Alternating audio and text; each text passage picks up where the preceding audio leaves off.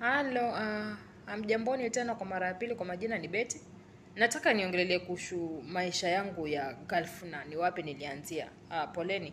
Nilikuwa nadhani nimeanzisha video kitambo kumbe bado. Anyway,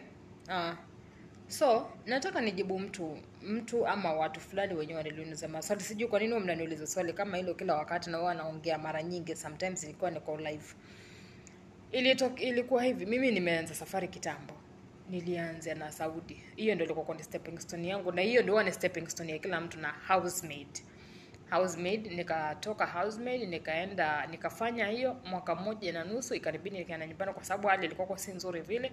Nikaenda zangu Kenya. Nilipoenda Kenya, before nifike Kenya tayari nilikuwa nimeshatafuta agent akanisaidia. Nikaenda Lebanon nikaenda nikaandikwa tena. Nilikuwa nafanya kazi mara mbili, nilikuwa nafanya kazi ya nyumbani na ya sales. So nilifanya kazi kwanza nyumbani nimalize usafi kwa sababu nilikuwa naishi na huyo mdosi.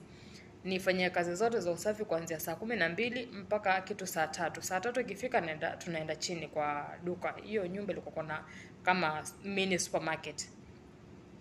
Haya, tuende tukafanya huko chini. Ikifika saa 9 nipande juu nikuje nipike.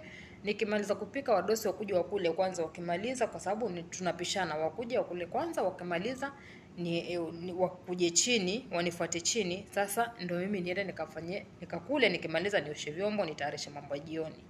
Umenielewa? So nilikuwa nafanya kazi mambo mara mbili. Ni sales lady na housemaid at the same time. But mshahara ulikuwa ni mmoja ule. Na nikafanya hapo kwa miaka minne, yes. Lebanon. Nikafanya, sikukasirika kwamba kazi nafanyishwa mara mbili, but mimi mwenyewe tayari nilikuwa niko na akili zangu ni nini nafanya na nini nataka baadaye. Nikaendelea kufanya nikafanya nikamaliza nikafanya nini? Nikapata nikaenda zangu vacation nyumbani. Nilipoenda vacation nyumbani nikarudi tena saa mwaka ambao ulikuwa ni watatu before nimalize wa 4. Nikaenda nikarudi kwa huyo mdosi. Alikuwa ni mzuri wa Katoliki, tukafanya na wao vile system ilikuwa ni ile. Then nikaamua niende zangu nyumbani, lakini kabla niende zangu nyumbani tayari nilikuwa niko na mpango yangu. Sitaki kwenda nchi ambao nitaenda kutumishwa. Mimi kwanza sitaki kutumishwa tena. Nilikuwa nimechoka kuwa slave wa mtu ama mtu kwa anda ya mtu ya mdosi. Ni hao ndo wanatuleta, lazima tuheshimu, but nilikuwa nimechoka. Ndio nataka nijaribu kueleza kwamba mtu yote anaweza kutoka mahali alipo housemaid ukafanya kazi zingine tofauti. It's possible. Usiseme ati haiwezekani, inawezekananga. So mtu yote anaweza kupata kazi yote tofauti, hata kama ni hizi restaurant huko kando nini na nini unaweza kufanya, hata kama ni hoteli, hata kama ni hizo za house to house cleaning, lakini unaweza kuwa umejipanga wewe mwenyewe maisha yako unaishi kivyako, lakini ukajinunulia visa ukaishi huko. Unaweza kujinunulia visa kama uko na pesa. Haya. So nilipotoka Lebanon nikaenda Kenya, nikawa nimeanza hiyo process ya kutafuta mtu ambao ataweza kunisponsor kunileta huku, but nilijisimamia kila kitu. Kama ni medical nilijisimamia mwenyewe, kama ni visa nilinunulia, tulikuja tukalipana huku. Ilibidi nilipe nilipofika huku, lakini hiyo pesa ilikuwa iko cash kwa mkono. Nilikuja tu nikachange na pesa yako, nilikuwa nishaambiwa tu visa ni pesa fulani, na ukikuja kama utakuwa umeshafika hivi ndio utatulipa hiyo pesa. Hivyo ndio ilivyokuwa. Tikiti ni mimi mwenyewe. Kwa hivyo hiyo ilienda kama 100,000 tuseme hivi. Ile 100,000 ambayo unaweza kusema unalipa agent. Hiyo mimi ndo nilifanya nini? Less than 100,000. Hiyo ilikuwa ni less than hapo kwa sababu nilikuwa natumia tu tikiti na nini. Haikuwa ghali vile, lakini nashukuru nilifika. Walinipokea vizuri, nikafanya huo mwaka 2018 mwezi wa 4 pale nikafanya. Lakini sasa nilipofika mwezi wa 6 kazi zikawa ni nyingi. Alafu sasa nimelemewa na kazi. Tuko wasichana wengi kiasi, lakini sasa kazi ikawa wamekuwa wavivu. Mimi ndo natumika sasa. Nikaona mahali imefika ni lazima nitacomplain. Kucomplain kwangu ni kusema nipunguziwe masaa ya kazi, nipunguziwe kazi, nifanye same na watu wengine. Yule mdosi akaniona niko very strong kuliko wale watu wengine, maana nilikuwa nafanya na Ethiopia na hawana nguvu. Sasa ikabidi yule mzee tukaanza kusumbuana. Mimi ndo nilikuleta. Nikamwambia yes, lakini nilisimamia kila kitu. Lazima kuenganga pia. Si hata unakuja unakaa kwa mdoso unakaa kama zuzu ama mjinga. No, usiwahi kwa hivyo. Lazima unajua rights zako ni gani. Okay. Sasa nikafanya nini? Kafanya hapo mwezi wa 6. Sasa nikaamua nifanye nini, nitoke. Sikuwa najua baharini nchi yote venye iko. Yaani nilikuwa bado niko mgeni, sijui mitaa, sijui nini na nini, nilikuwa si mtu wa kutoka pia, nilikuwa ni mtu ndani. Lakini sasa wakati mwimbo uliponifika, ikanibidi nifanye nini, nitoke. Nitafute means kule. Okay. Katika hii nchi yote unaweza kutoka before probation iishe. Probation huwa ni miezi mitatu unaweza kutoka kwa ule mdoso kutafuta kazi nyingine. Lakini sasa mimi sikuwa na hiyo akili ya kwamba nataka kutafuta kazi nyingine. Nilikuwa naona pale mahali naweza kusukuma mpaka mwaka mmoja ukaisha. Kulingana na ile akili niliyotoka nao kule. Lakini nikasukuma mpaka mwezi wa 6. Mwezi wa 6 sasa kaanza kunisumbua akili zaidi, tukaanza kusumbuana. Ni lazima niende nikafanye kazi hata kama ni usiku, itanibidi nifanye kazi mpaka usiku.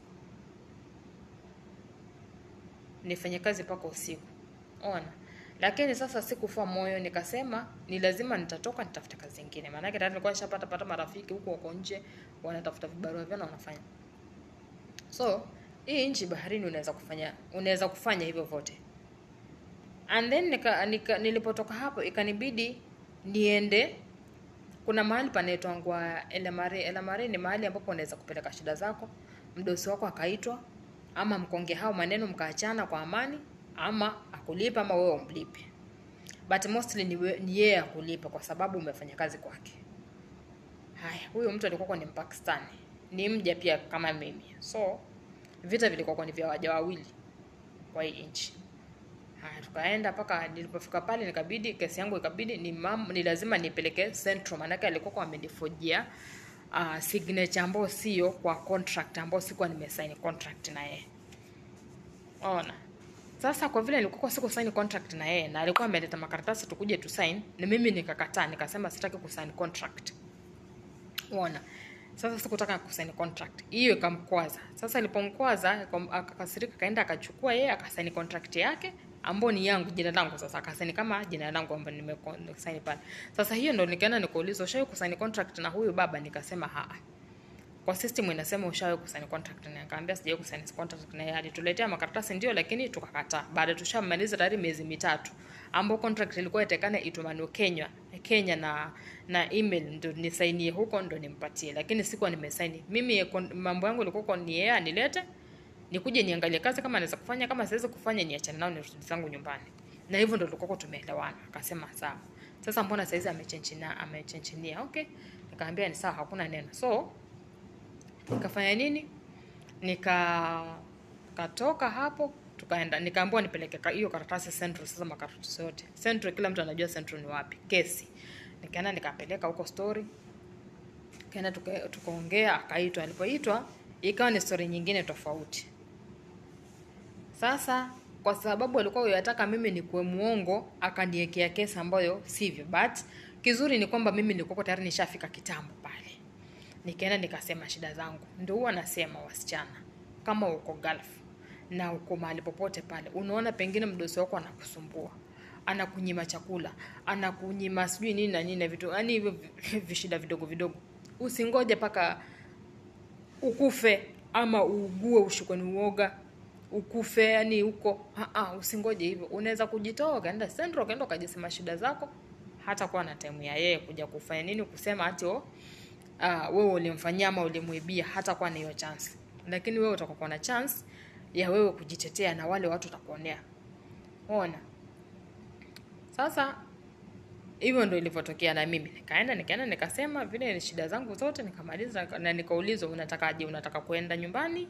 Maana yake huyo jamaa alikuwa amenikatia kabisa paka tiketi ya kwenda nyumbani, deportation. Sasa wale watu wakaniuliza, unataka kwenda nyumbani ama unataka kuendelea na kazi? Nikaambia mimi sitaki kwenda nyumbani, nataka kwenda kutafuta kazi nyingine. Ni sawa. Kwa hiyo nafasi ya kwenda kutafuta kazi nyingine, ndio sijui hiyo kazi nyingine naenda kuitoa wapi. Sijui hiyo kazi nyingine sijui naenda kuitoa wapi na sijui mtu. Lakini huko wanapeana mwezi mmoja ama miezi 2 kujitafutia kazi nyingine. alafu upate sponsor mwingine. Sasa mimi sikutaka sponsor. Akili yangu kwanza ilikuwa kwa sitaki sponsor. Sitaki kuwa sponsored.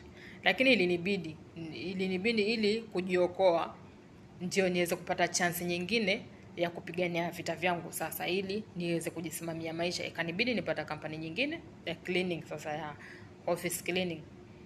Nikaingia hiyo, nikafanya kwa mwaka mmoja. Nilipofanya mwaka mmoja nikatoka, nikapata nyingine, nikawacha hiyo. Sikumaliza miaka miwili, nikawacha hiyo. Hiyo ni ya pili sasa. Nikaingia ya tatu ambapo sasa nimefanya kazi kwa restaurant. Nikafanya kwa restaurant kwa mwaka mmoja pia. So katika huo mwaka mmoja ambao nilikuwa nafanya na hiyo restaurant, tayari mimi akili yangu ilikuwa imenishatuma nikishamaliza visa na huyu mwanamke ama na huyu mdosi wangu, sitaki tena mdosi mwingine nikalie kichwa. Manake hiyo ndio mentality iko katika akili yangu, na hiyo ndio ni target yangu tayari ilikuwa nimeshaweka. Na mtu yoyote ukiweka kitu ambacho utataka kufanya ama kufanyia baadaye, ni lazima uweke aim yako na goals zako wapi. Ndio hapo mimi nikaamua hapa mahali nimefika ni mwisho, na huyu ndio mdosi wangu wa mwisho, na sitaki kuandikwa tena. Kwingine nitakuwa tu najiapply mwenyewe, najitafutia huku kama ni vibarua hivi vya nyumba kwa nyumba, lakini nihakikishe najisimamia mwenyewe. Ona mahali nimefika ni wapi? Nimefika mahali pa kwamba najisimamia. Na hiyo ndio ni ndoto yangu ilikuwa naitaka sana. Na ni kwa nini nimechelewa kwenda nyumbani? Najua watu wengine wananiuliza, "Beti utaki kuja nyumbani? Kwani hutamani kuja nyumbani?" Natamani kuja kwetu, lakini huwezi kwenda nyumbani kabla hujapanga mipangilio yako. Ni lazima uweke mipangilio yako kwanza, uweke sawa, ndio uhakikishe unaenda nyumbani unaenda kufanya nini. Kenya kuna starehe ziko pale pale, hazitaisha. Familia iko pale pale, kibaya ni kifo. Ona, lakini tuko wazima. Hata wale wakikuona uko mzima mahali ulipo, at least wanasikia raha, wanasema mtoto wetu yuko na amani. Lakini ni wewe mwenyewe una communicate na wao wakati wote ule una communicate. At least wanajua mtoto wetu ni mzima mahali alipo. Na kwa familia pia, mkiona pengine mtoto wenu amenyamaza miezi miwili, especially miezi miwili, hakuongeleshi, tafutana na huyo mtoto. Gulf si kuzuri, Gulf ni kubaya. Gulf unaweza kuona mtu yuko mahali, kumbe hata aliuliwa kitambo na akaekwa kwa freezer. Ni mili mingapi inarudi nyumbani saa hizi? Ni mili mingi. Kwa sababu gani? Wanakufa, wanaongezwa kwa mochari, na huyo mdosi wake ndio story imekatika. Ameshakata communication, utamtafuta muone. Sasa pako ufuatilie, hakikisha unafuatilia watoto wenu. Mnamuulizia hata kama hamuongelesha, lakini muulize tu kwa usalama. At least ajue ana watu wanawatafuta. Hatulazimishe salamu za familia. Kama mtajisikia kutusalimia ni sawa, msipojisikia kutusalimia pia ni sawa, bora tuko wazima. Lakini kwa wale ambao mnapenda watu wenu, kwa wale ambao mnapenda familia zenu, watoto wenu, madada zenu, jaribuni kuulizia, manake Gulf saa hizi watu wengi wanakufa, wanaingizwa mochari na hiyo mili na hivyo. Ikionekana imekaa sana zaidi ya mwaka mmoja, hiyo mili inaenda kuchimbwa huko, inaenda kuzikwa huko. Ona, hivyo ndo dili inaendelea huko Gulf. So, anyway, sitaki kuongea story nyingi kuhusu huko sana. Nitakuja na wakati mwingine na story hiyo kama hiyo. Kile ambacho nilikuwa naongea ni vipi na manage kuishi katika hii country nikiwa najisimamia. Unaweza. Na kusema ukweli saizi ni kujikaza na kuencourage mtu pale nje. It can happen. Unaweza kujisaidia, unaweza kujitafutia kazi. Ni watu wengi, wasichana wengi na wanaume wengi saizi huku nje wanafanya kazi. Though wakati wa corona ulikuwa umefika, watu wengi wakafutwa kazi, lakini wenye walikuwa kwenye makampuni waliokuja nao wamesettle. Lakini watu wengine walikuwa wamesimamishwa, wengine kulikuwa hakuna kazi, lakini tunashukuru saizi kazi zimerudi. Ni kazi gani ambayo nafanya saizi? Najua ni watu wengi wanataka kujua ni kazi gani nafanya. Nilisema kitambo kwa video nyingine, nimejiandika as in kama tuseme niwaonyeshe mahali niko saizi. Nimeingia tu hapa, hii ni nyumba ya 3. Ni kuna wageni wanaingia. Sasa mimi nafanya nini? Ni kama interior designer. Utapewa tu nyumba ambayo iko empty. Nyumba iko empty, haina kitu. Ni vitu tu umewekewa pale, na hiyo nyumba uifanyie tu usafi, ufute, ufanye nini, utoe vumbi, umalize, alafu sasa vile vitu uanze kuvipanga. ili yule mteja akija anapenda ile room. Alafu unachukua picha unatumana kwa group ya kazi. And then wataangalia venye umearrange vizuri. Kama uko arrange vizuri itabidi uregelee. Sasa ni mimi mwenyewe nimejiandika, nimejiweka hivyo, though nafanyia kwa hizi kampuni za ni company ama ni hizi apartment kubwa kubwa, hizi apartment za private. Hizo ndio unaenda huko, unaenda kujitafutia tu kazi wewe mwenyewe, unaweza kufanya kazi gani. Hivyo ndio nilisema before. Ona. So hivyo ndo nilisema before, ndo ni kazi yenye nimejishikia saizi, siulizwe na mtu ama siambiwe na mtu. Hiyo kile ambacho nilikuwa nataka kitambo ndicho saizi nimekishika, na nashukuru pia. So hii ndio ni room kama hivyo. Acha nionyeshe, maana yake nachukua na kamera na video. Hiyo ndio room. Sasa tuseme pengine ni kama hapo huko juu. Hiyo ni venye ambavyo ni vitu ambavyo nimeweka saizi ambao tangu niingia hapa. Alafu tunaenda hivi tuende hivi tumalize. Hizi ni bedroom. Sasa hizi zitakuwa na bei tofauti, wenyewe watakuja wanaelewa nanga bei huko. Kazi yetu sisi ni kutengeza tu wenye ambao wameamua kujifanyia. So hizi ni bathroom, iko na bathroom mbili. Hiyo ni ya wageni. Wao wageni mostly ni manevis wamekuja, wametoka nje, ama pengine ni wazungu wamekuja kutembea hii nchi. Unaweza kukuja tu hata kama ni vacation, at least ukaja ukatembea.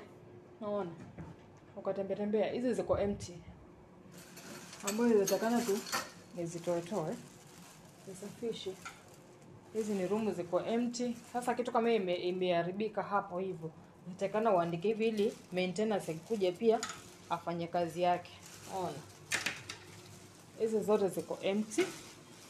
Hizi wakikuja wanakuja kuingiza tu vitu zao pole wanajipanga hivyo. And then hicho ndio ni kitanda. Wanatembea huko. Pia kuna karibu na bahari huko. Wakiangalia wanaangalia tu kule nje mitaa. Sasa kama building kama hiyo kubwa, hiyo pia itakuwa inataka watu wa usafi, yani wa kutengeza huko ndani, kwa sababu wageni tayari washaanza kuchukua contract zao, na contract mostly wanachukua kama miezi 6 hivi ama mwaka mmoja. Hata hiyo pia ni mpya. Ona, nyingine huko nyuma siwezi kuchukua pia. Alafu hiyo ndio ni bahari sasa huku. Ona. Sasa kazi ziko, msiseme ati kazi hakuna, ati mnaenda kutumishwa, mnasema ati tunatumishwa, tunafanya kazi za nyumba, sijui tunafanywa nini. Kazi ziko. Njooni mjitafutie, na uko na idea nini unataka, na muendelee na maisha yako. Hakuna mtu atakayekwambia ati umeandikwa. Wewe ni hiyo mshahara ukipata, hiyo ni pesa ambayo mnaandikishiana. Mimi nimekuja nimefanya kazi fulani, ni tutalipana hivi na hivi na hivi. Basi. Ona. Kama ni kujisimamia kwa upande wa visa, unajisimamia mwenyewe.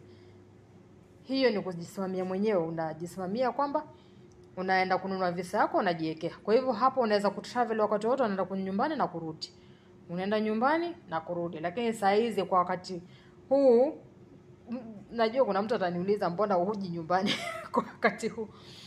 Bado sijakamilisha wakati wangu wa kuenda Kenya. Nitakuja tu inshallah, Mungu akisaidia, nitaingia Kenya mzima, bora uzima na tusikuwe wagonjwa. Lakini hii ndio ni mitaa yenye tuko nafanya paniliko, na hiyo building yenye hiyo ambayo inajitokezea hapa pia wako na clients pale, na nyingine pia hii ambayo iko na blue pia pale na makalakala pale wako na clients. Yaani tuseme katika hii area yote hii ni hao watu wa nje wote, wale wa kutoka kukuja kuenjoy maisha huku. Si unaona bahari venye iko kule ni kubwa, wanakuja wanaenjoy maisha yao huku, wakimaliza vacation yao wanaenda kwa familia zao huku. Hiyo ndio kazi yenye nimefanya leo kwa leo. Iko smart ama iko aje? Na hili ni jiko, meza pia penye nimeweka, wakikuja at least wanaweza kukunywa coffee haraka upesi. Na hizi makabati pia, hizi kabati mostly huwa ziko empty. So ona, wakikuja wakichukua contract ndio wanakuja kufanya nini? kujiwekea vitu vyao sasa kwa hizo wakati ambao wame sign in. Hiyo pia ni mpya. Fridge pia haina kitu. Ukikuja anakuja anajipanga panga wenyewe, wanaingia manyumbani. Wanaingia nyumbani kwao wanajipanga. Maisha yanaendelea na hivyo ndo tunaishi huku, tunashukuru. Na msiseme ati Kenya Gulf ni kazi za nyumba peke yake. Si kazi za nyumba, kazi ziko tofauti. Kwa hivyo usiweke mtoto wako nyumbani akisema ati nitaenda kufanya kazi ya nyumba, mimi nitaenda kuuliwa. Watu wakufi, not unless wewe mwenyewe una kierere chako na umeenda mahali ambapo ni pabaya. Lakini ukienda mahali ambapo ni pabaya mwenyewe unatakana upachunguze na uamue utaenda kutafuta usaidizi, lakini usingoje kifo tafadhali. Mtoto wa kike, especially wasichana, wanapata shida sana. Si wanaume si rahisi. Not unless ampata accident, ameanguka ama amekufa huko, ameanguka akakufa, lakini hateswi ni Mwarabu. Wanawake sisi ndo tunateswa kulingana na sisi wenyewe tumeamua. Manake Mwarabu ukimuonesha kwamba wewe uko mkali kwake na humuonyeshi ile kucheka ovyo ovyo, anakuogopa. Huwa wako na heshima, lakini lazima wewe mwenyewe ujiheshimu. Ukijiheshimu atakuheshimu. Huko ni kule ambako nimepitia na huwa naongea kila siku, na sitakataa kuongea niseme ati nimepanda kiasi sasa nitakataa kuongea. Nitaongea paka maisha yangu yote, manake ni experience yenye nimeshaiona, nishaishi Gulf, na ni lazima niambie mtu mwingine yule mwenye amemaliza shule, pengine ameachana na bwanake, anakutaka kuja Gulf. Kina mama wenye ambao mmeachwa na mabwana zenu, msitesekee Kenya. Usiseme ati familia itasema nini. Hata sisi ni single mother, na huko kuachana na mabwana ndio kulifanya lakini tungekuwa pengine tumeolewa mahali pazuri na unapendezwa na maisha yako pale kwa bwana, tusingetoka Kenya. Hakuna mtu anayetaka kuwa single mother. Lakini ina happen na lazima uende ukatoke ili yule mtoto wako umlee vizuri, umsomeshe, akue vizuri, aishi vizuri. Sasa ni wewe mama utajituma. Kuolewa utajipanga tena kama utakuwa unajifikiria kuolewa. Lakini usiachike na bwana alafu uteseke nyumbani. Ukisema ati familia itasema nini, ati mtaani watu watasema nini. Toka nje. Njoo utafute pesa huku, uishi maisha yako kwa amani. Uone kama huyo bwana hata kutafuta tena. Atakutafuta. But akikutafuta tena mara ya pili usimkubali, kwa sababu alikudharau na hakukuona maana. So ni wewe ujitume, usiogope kuja Gulf. Ukipata chance, housemaid ni stepping stone. Hata kama umesoma, hata kama hujasoma, housemaid ni stepping stone. Mimi nasema hivyo na experience, na huko ndo nilianzia. Siwezi kusema ati sikuanzia na housemaid nilianzia sijui na wapi. No, nilianza na housemaid ndio nikafika mahali niko saizi. Na nashukuru. Ndio sababu nataka nipatie mtu fulani pale akili kwamba unaweza kufanya. Agent wako, tafuta agent fulani akusafirisha kupeleka hata nchi gani. Si lazima uende Saudi, hata huko baharini unaweza kuja, unaweza kwenda hata kama ni Lebanon, kama ni wapi na wapi. At least unaenda kufunguka akili, na ukishaingia tu nchi nyingine akili inafunguka sana, kusema lolo kweli. Kwa hivyo msiogope single mothers. Usiseme ati nitaambiwa na utaambiwa na nani. Hayo ni maisha yako mama. Na kama pengine uko kwenye ndoa na unateseka, bwana anakutesa, usikae.